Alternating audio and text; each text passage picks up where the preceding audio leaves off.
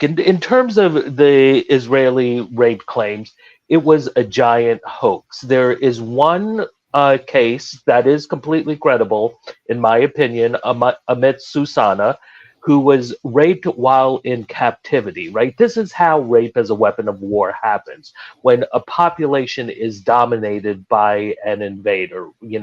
We've seen it in Bosnia and Ukraine and Congo, Afghanistan. It's when a population is controlled. What Israel is claiming is this happened in like basically 2 hours during battles where 3,000 people died, that there was somehow this campaign of mass rape. And what myself and others have looked at, I have a piece in The Intercept and these pieces in Yes Magazine, is that when you examine the evidence, it's basically a giant lie. And what's really going on is that this is an industrial scale version of Jim Crow rape hoaxes, right? Because a lot of the worst atrocities during Jim Crow, the destruction of Black Wall Street in Tulsa, killing of 300 African Americans, the destruction of Rosewood, Florida, the Scottsboro boys, the killing of Emmett Till, on and on, these were all rape hoaxes. To your knowledge, have any of the accounts been retracted? And for example, Screams Without Words, which is that New York Times article that has been debunked a million times, that is still up. Like there's no disclaimers on this article about supposedly Hamas using rape as a weapon of war in, again, as you say, these 2 hours. Right. But basically, every incident in that article has been debunked. But when it came out, I was laughing because I'd already been looking into it for a month, because everyone they interviewed, I was already familiar with the case, and it's just like the Times really didn't uncover anything new. The lead story is about the woman in the black dress, Gal Abdush, who there's this video of her corpse with the dress up, and it's claimed just from this video that she was raped, right? So in other words, the New York Times has become like 9/11 conspiracy theorists.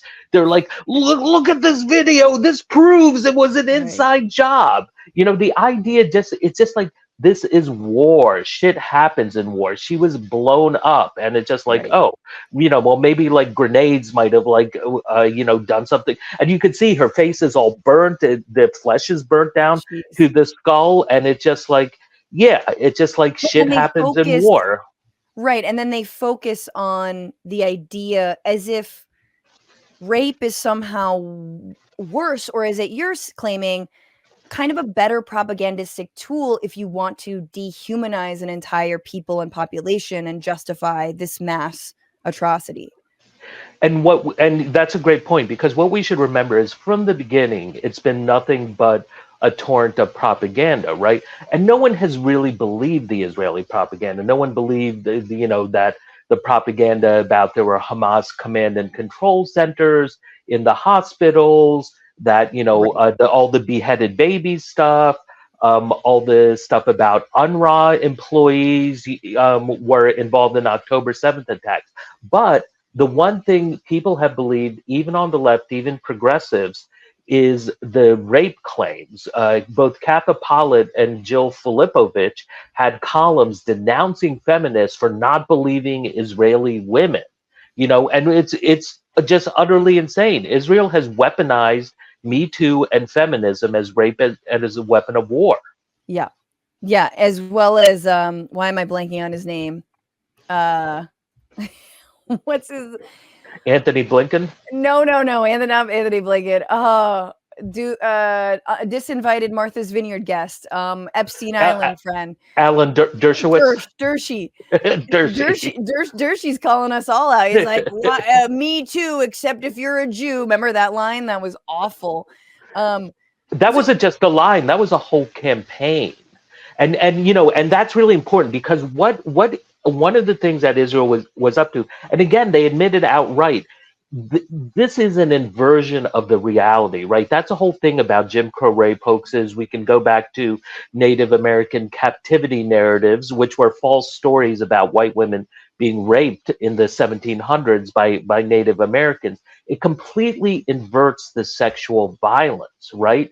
By basically law from the church and monarchies, the colonizers, conquistadors, were allowed to rape Native women. Mm, Under slavery, that was mhm. what the slave masters did. They raped I mean, black exactly. women. Yeah. During Jim Crow, black, brown, indigenous women were raped and they had no recourse because they had very little standing in courts. The US then took this abroad with empire, right? You know, in Vietnam, Korea, Iraq, something like 50,000 Iraqi women and girls at just one point were forced into being sexually trafficked because the society was destroyed.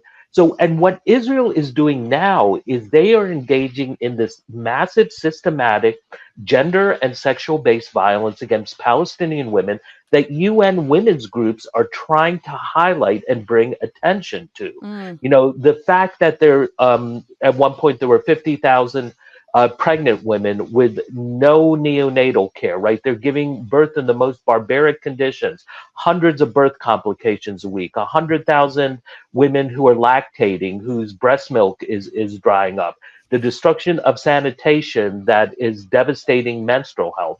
Then on top, that's gender-based violence. Then there's the sexual violence right. of Palestinian women, numerous accounts, and we have survivors. We have who have spoken. I've been collecting all these videos. It's horrifying. But these distraught women in Gaza speaking to the camera, talking about these different stories of Israeli soldiers raiding their homes, Hmm. killing family members, and then forcing all the women to strip naked, degrading them, mocking them, sometimes searching them, which is basically when you're searching a naked woman, that's sexual assault, right? And we saw also those photos of all those men being paraded, Oh yeah. semi naked. That is also sexual Oh yeah. violence, right?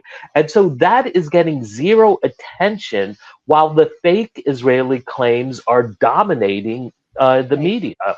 Right. I mean, there's, yeah, it is so I mean, it's grotesque, and it's a perfect example of obviously anything that the Israeli government or the IDF claim is something that they themselves actually are doing. And as a weapon of war, I mean, I don't even think you can call this a war by any stretch, right? Where's the line? We just talked about how they're bombing people in their homes back with their families. That's not war. That's just a straight up, war crime, right? There's no Mhm. law rules of engagement being exercised here. You could argue by Hamas, but also definitely by the actual, as you said, second most advanced military in the world. You actually did speak before we leave the sort of mass rape stuff.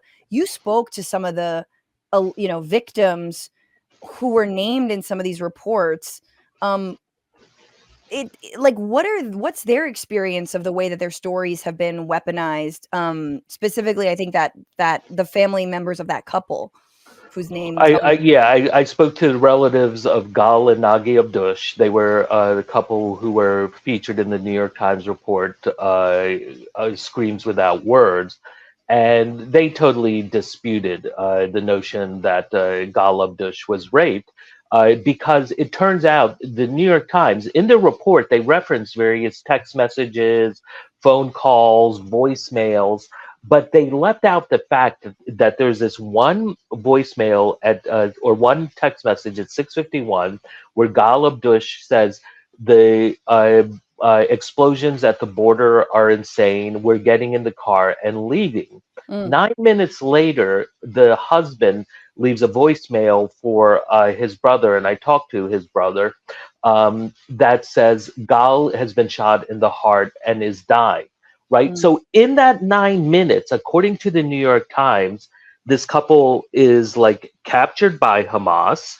That Ghalib Dush is raped by Hamas. She's shot. Her body is burned.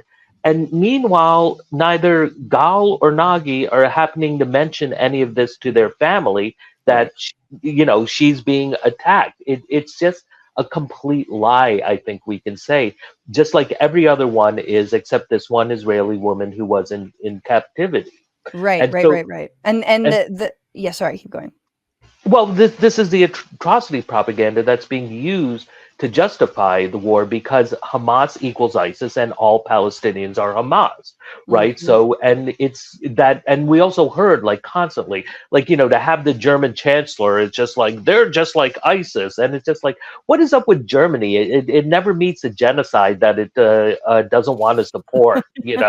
What's going on, Frantifa? If you haven't already, subscribe to this channel right now. Hit that button. And also, you can become a patron and support the show every single week. Get access to bonus episodes and exclusive merchandise. Patreon.com/Bitchuation Room. Do it.